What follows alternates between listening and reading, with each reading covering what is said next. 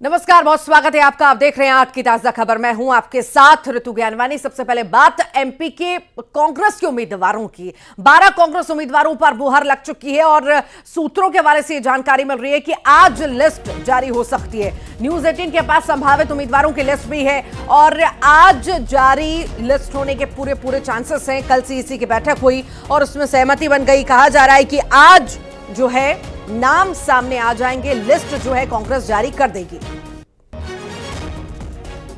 तो लंबा मंथन चला और मंथन के बाद मुहर लग गई। अब कहा जा रहा है कि आज हो सकता है कि लिस्ट जारी कर दी जाए कांग्रेस के द्वारा। तो 12 नामों पर सहमति बनी है और ये 12 नामों की सूची जो है आज कांग्रेस जारी कर सकती है, ऐसा सूत्रों के हवाले से जानकारी मिल रही है।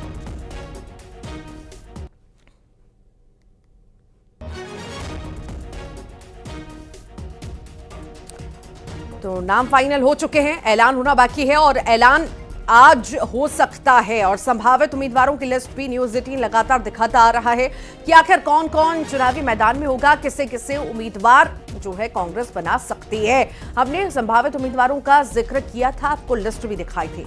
आज ये कहा जा रहा है कि कल सीईसी की जो बैठक हुई है उसमें नाम सारे फाइनल हो चुके हैं और उन नामों का ऐलान आज हो जाएगा और आज जो है कांग्रेस लिस्ट जारी कर देगी।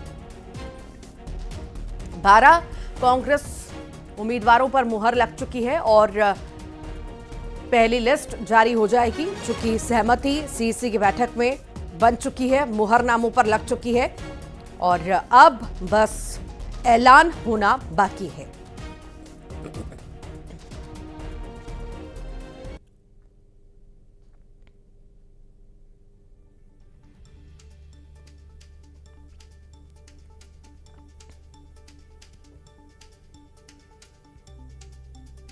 तो कांग्रेस भी कहीं ना कहीं लगातार मंथन जो है कर रही थी अब तक और अभी भी शायद चल रहा हो मंथन।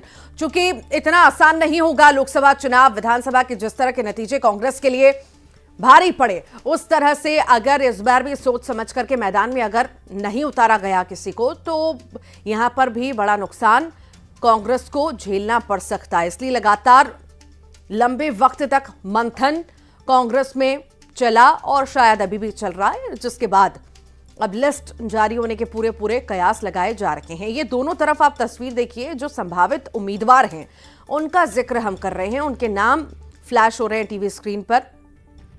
सीधी से जो है ये आप देख रहे हैं, उज्जैन से देख रहे हैं कि कौन ये मैदान में हो सकते हैं, टीकमगढ़ है। तो ये तमाम वो नाम हैं जो उम्मीदवार बनाए जा सकते हैं। संभावित उम्मीदवारों की ये सूची है जिनका हम जिक्र कर रहे हैं। राजेंद्र मालवीय हैं, रामू टेकाम हैं, फुंदेलाल मार्को हैं, पंकज अहिरवार हैं, महेश परमार हैं, वहीं कमलेश्वर पटेल हैं। तो वो तमाम वो नाम हैं जिनका जिक्र हम कर रहे हैं। यहाँ पर इन्हें जो है यहाँ इन्हें मैदान में उतारा जा सकता है।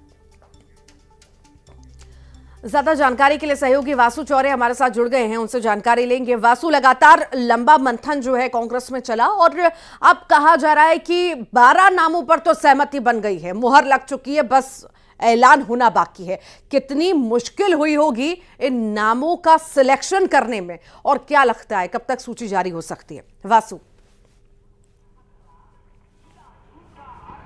बिल्कुल, देखिए कांग्रेस में लगातार भोपाल से लेकर दिल्ली तक बैठकों का दौर जारी रहा। सीईसी की कई दौर की जो बैठकें हैं वो अब तक हो चुकी हैं और ये जानकारी मिल रही है सूत्रों के हवाले से कि मध्य प्रदेश की 29 में से करीब 12 से 15 ऐसी सीटें हैं जिन पर सिंगल नाम जो है वो तय हो चुके हैं और वो नाम हम लगातार दर्शकों को पहुंचा भी रहे हैं। चाहे फिर उसमें आप कमलेश्वर पटेल की बात करें जिनका सीधी से नाम आ रहा है, शहडोल से फंदेलाल मार्को का नाम जो है वो आ रहा है, देवास से राजेंद्र मालवीय का नाम आ रहा है। इस तरीके के तमाम नेता हैं जिनके नामों को लेकर लगातार मंथन किया गया और कांग्रेस ने इस बीच सारे जातीय, सियासी, क्षेत्रीय समीकरणों को पूरी तरीके से टैकल करने की कोशिश की है ताकि जो बेहतर से बेहतर चुनाव परिणाम है वो आ सके। क्योंकि हाल ही में हुए विधानसभा चुनाव में कांग्रेस को बुरी तरह से हार का सामना करना पड़ा। 2019 के जब लोकसभा के चुनाव हुए थे, मध्य प्रदेश में उस समय कांग्रेस की सरकार थी, लेकिन उसके बावजूद 28 सीटों पर पार्टी चुनाव हार गई थी। बहुत मुश्किल से छिंदवाड़ा की सीट जो है वो कांग्रेस बचा पाई थी, नकुलनाथ वहां से चुनाव जीते थे, तो कांग्रेस के ऊपर एक बड़ा प्रेशर, बड़ा दबाव इस बात का है कि कैसे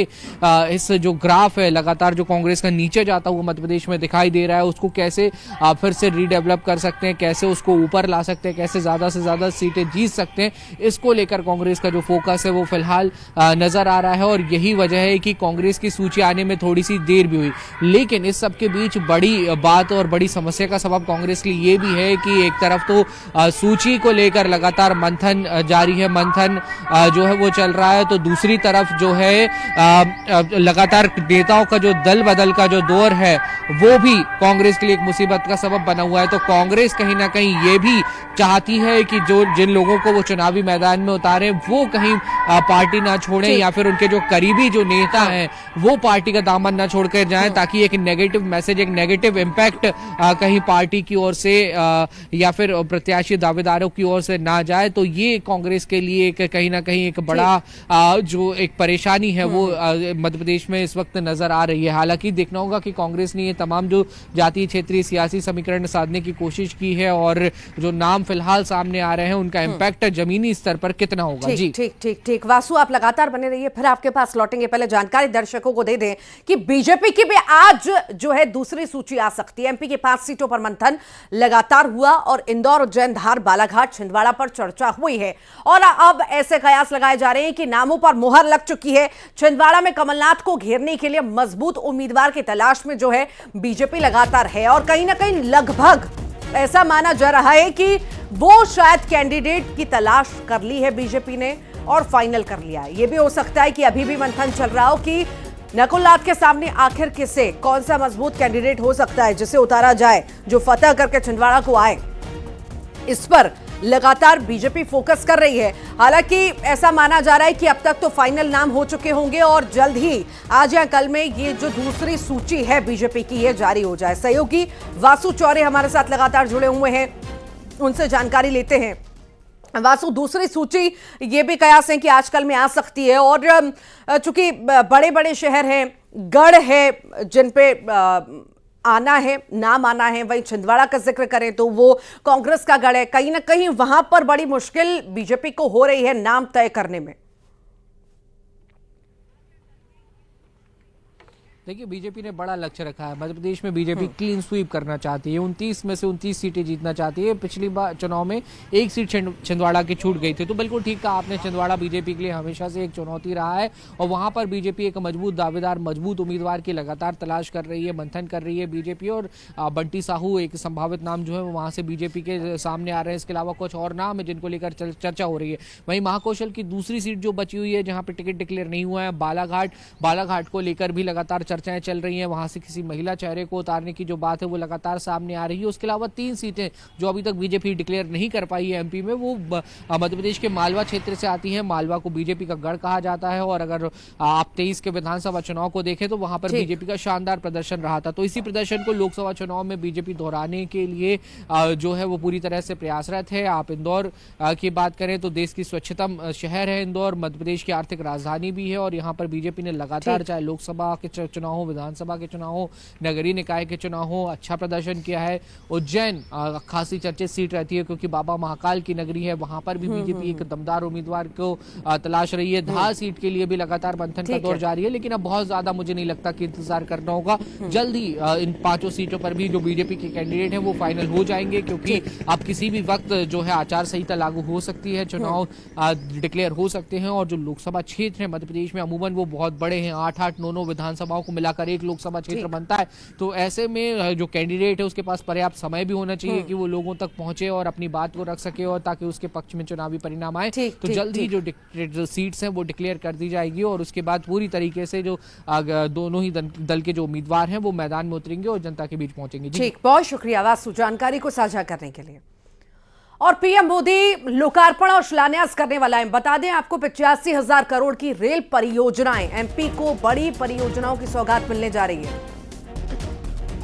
तो खजुराहो वंदे भारत ट्रेन को हरी झंडी दिखाएंगे। रानी कमलापति स्टेशन पर 1 स्टेशन 1 प्रोडक्ट आउटलेट का लोकार्पण होगा। दाहोद लोको मैन्युफैक्चरिंग यूनिट का शुभारंभ भी होगा। मंडल के 14 स्टेशनों पर 1 स्टेशन 1 प्रोडक्ट स्टॉल का शुभारंभ होगा। पीएम मोदी वर्चुअली लोकार्पण करेंगे। कार्यक्रम में सीएम मोहन यादव भी शामिल होंगे।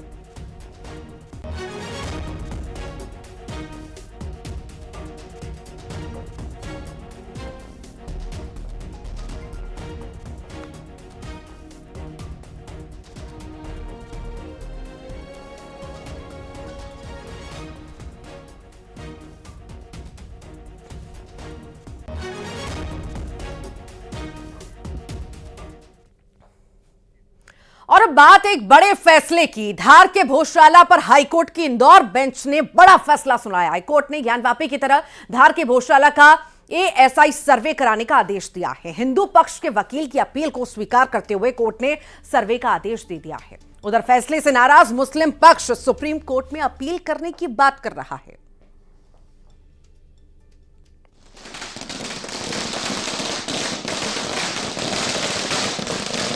भोजशाला के सामने आतिशबाजी करते ये लोग हिंदू संगठन के हैं। राजा भोज के जयकारे लग रहे हैं। ये वही राजा भोज हैं जिन्होंने भोजशाला का निर्माण कराया था। लेकिन समय के काल में भोजशाला का स्वरूप बदला और विवादों में आ गया। हिंदू संगठनों ने भोजशाला को मां सरस्वती का मंदिर बताया, तो वहीं मुस्लिम संगठन सालों से मस्जिद में नमाज पढ़ने का तर्क देता आया। दोनों पक्षों का विवाद हाईकोर्ट में गया। सामाजिक संगठन हिंदू फ्रंट फॉर जस्टिस ने भोजशाला के एएसआई सर्वे की मांग को लेकर याचिका लगा दी और इस याचिका पर ही कोर्ट का फैसला आया है। मूर्ति है और भाई कई गोमूत्र है, कई चीज़ जो सामने दिख रही है वो खुदे करेंगे तो और भी कुछ निकलेगा। हमारे यहाँ सर्वे है, मतलब हमारी आज जीत हो गई है और अतिशीघ्र मंदिर हमें मिलेगा जहाँ माँ सरस्वती का मंदिर भव्य बनेगा और पूजा होगी। जिस प्रकार से राम जी का मंदिर अयोध्या में बना, अब धार में मां सरस्वती का मंदिर बनेगा। आज माननीय इंदौर हाईकोर्ट ने भोजशाला धार से संबंधित मामले में मेरे प्रार्थना पत्र को स्वीकार कर लिया है और कोर्ट ने एएसआई सर्वे का आदेश दे दिया है। इस एएसआई सर्वे में ग्राउंड पेनिट्रेटिंग डेटा के माध्यम से सर्वे होगा, एक्सकेवेशन होगा और फोटोग्राफी वीडियोग्राफी होगी दोनों पक्षों की मौजूदगी में। और साथ ही साथ कोर्ट ने 5 मेंबर की टीम बनाई है और ये कहा है कि विद इन 6 वीक्स 6 हफ्ते के अंदर कोर्ट के सामने इस एक्सपर्ट कमेटी को अपनी रिपोर्ट सबमिट करनी है। उधर इस मसले पर सियासत भी गर्मा गई है। बीजेपी विधायक रामेश्वर शर्मा ने कोर्ट के फैसले का स्वागत किया, तो वहीं कांग्रेस विधायक आरिफ मसूद ने सुप्रीम कोर्ट जाने की बात कह डाली।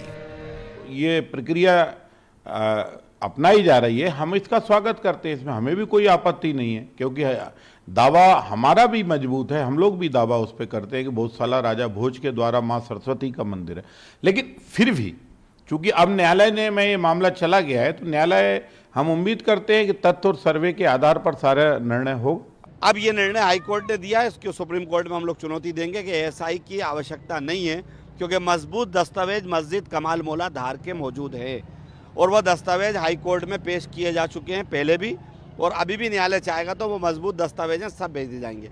जब दस्तावेज के ऊपर सिविल सूट फाइल होता है तो उसी के हिसाब से फैसला आना चाहिए। पुरातत्व की मैं समझता हूँ आवश्यकता नहीं है। हाईकोर्ट ने सर्वे के लिए 5 सदस्यों की कमेटी का गठन किया है। कोर्ट ने 6 हफ्ते का कमेटी को वक्त दिया है। परिसर को लेकर जो भी तथ्य सामने आएंगे उसे लेकर कमेटी अपनी रिपोर्ट कोर्ट को देगी। जाहिर है एएसआई का सर्वे दोनों पक्षों के लिए मायने रखेगा। हालांकि मुस्लिम पक्ष के पास हायर कोर्ट जाने का रास्ता बचा हुआ है। Bureau report, news 18।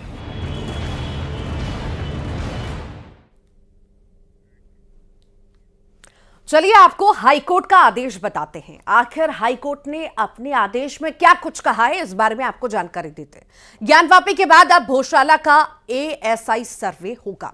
MP high court की इंदौर बेंच का आदेश है कि हिंदू फ्रंट फॉर जस्टिस ने ये याचिका जो है दायर की थी। एएसआई को 5 सदस्यीय कमेटी गठन करने के आदेश भी दिए हैं, तो वहीं 6 हफ्ते में सर्वे रिपोर्ट पेश करने का आदेश भी दिया गया है। अब आपको समझाते हैं कैसे एएसआई सर्वे किया जाएगा। आखिर जीपीआर, जीपीएस तरीके से यह वैज्ञानिक सर्वे होगा। जीपीआर के तहत जमीन के अंदर होगी जांच, वहीं जमीन के अंदर संरचना, रेखाएं, इस स्तरों का पता चलेगा। जीपीएस के तहत परिसर का सर्वे भी किया जाएगा। चलिए अब आपको बताते हैं कि आखिर भोजशाला का इतिहास, कब इसकी स्थापना हुई और क्या है आखिर ये पूरा विवाद, ये भी आपको जीएफएक्स के माध्यम से समझाते हैं। 1034 राजा भोज ने महाविद्यालय की स्थापना की। बाद में इसे भोजशाला के नाम से जाना भी गया। 1305 में अलाउद्दीन खिलजी ने भोजशाला ध्वस्त कर दिया और 1401 में दिलावर खान ने एक हिस्से में मस्जिद बनवा दी। 1514 में महमूद शाह खिलजी ने यह मस्जिद बनवाया और फिर 1875 में यहां पर खुदाई की गई। खुदाई में सरस्वती देवी की प्रतिमा मिली। लंदन संग्रहालय में प्रतिमा मौजूद है अभी भी। हिंदू संगठन के लिए भोजशाला सरस्वती का मंदिर है। मुस्लिम सालों से नमाज पढ़ने का यहां पर तर्क देते आए हैं। और अब आगे बढ़ते हैं और खबरों का भी रुख कर लेते हैं। अब बात एक ट्रेन की, जिसमें किराए की कहानी में यात्री उलझे हुए हैं। दरअसल अगर आप इस ट्रेन में ग्वालियर से शिवपुरी जाएंगे तो आपको 30 रुपए किराया देना पड़ेगा। अगर आप इसी ट्रेन में शिवपुरी से ग्वालियर जाते हैं तो आपको 60 रुपए किराया देना होगा, यानी डबल। क्या है इसकी आखिर किराए की पूरी कहानी, रिपोर्ट देखिए। ट्रेन एक, किराया अलग अलग। 30 रुपए में ग्वालियर से शिवपुरी, 60 रुपए में शिवपुरी से ग्वालियर। किराए की कहानी रेल मंडल में उलझी। मध्य प्रदेश में रेलवे का अजब गजब कारनामा सामने आया है। एक पैसेंजर ट्रेन जिसका किराया आपको हैरत में डाल देगा। अगर आप ग्वालियर से शिवपुरी जा रहे हैं तो आपको 30 रुपए देने होंगे और इसी ट्रेन में शिवपुरी से ग्वालियर जाएंगे तो आपको डबल यानी 60 रुपए देने होंगे। आप सोच रहे होंगे भला ऐसा कैसे हो सकता है? तो ग्वालियर बिना पैसेंजर ट्रेन में सफर करने वाले यात्री भी ऐसा ही सोचते हैं। ग्वालियर से भी टिकट करेंगे तो वो 30 रुपये टिकट के हिसाब से करेंगे जी। और भी इधर से मैं ग्वालियर जाने के लिए टिकट करेंगे रहा हूँ तो 60 रुपये टिकट है। क्या वजह बता रहे हैं जी? बजट नहीं समझ में आ रही है। उतने ही किलोमीटर इधर से है, उतने ही स्टॉप उधर से है, इधर से भी है, लेकिन बजट कोई ठोस बजट नहीं बताई गई है मुझे। अगर घुमाव करके जाते किलोमीटर बढ़ता तो नहीं समझ में आता है। अब इसकी वजह क्या है ये किसी को नहीं पता है। यात्री खुद परेशान है, आखिर डबल किराया क्यों लिया जा रहा है? तो जो होता है किराया दोनों साइड से वही होना चाहिए ना। स्टॉप एक ही है, ट्रेन भी एक ही है। ये तो नहीं है कि सुपर फास्ट ट्रेन है तो उसको एक हम लोग समझ में आ रहा हो कि सुपर फास्ट ट्रेन और टिकट बढ़ गया और रेट बढ़ गई, वो ऐसा कुछ नहीं। जब पैसेंजर है तो पैसेंजर ही है ना, तो टिकट बराबर होने चाहिए। किराए की एक कहानी रेल मंडल में उलझी हुई है। चलिए आपको इस उलझी हुई कहानी के पीछे की हकीकत बताते हैं।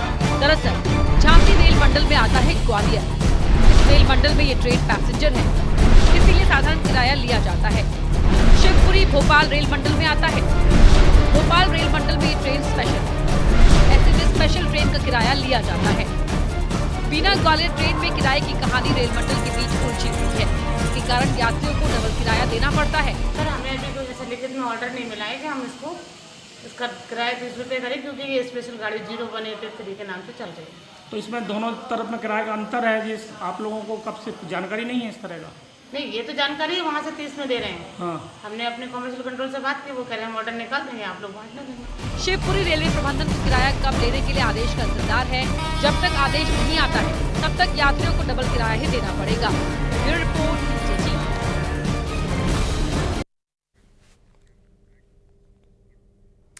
और आइए अब देखेंगे चुनावी चौबीसा।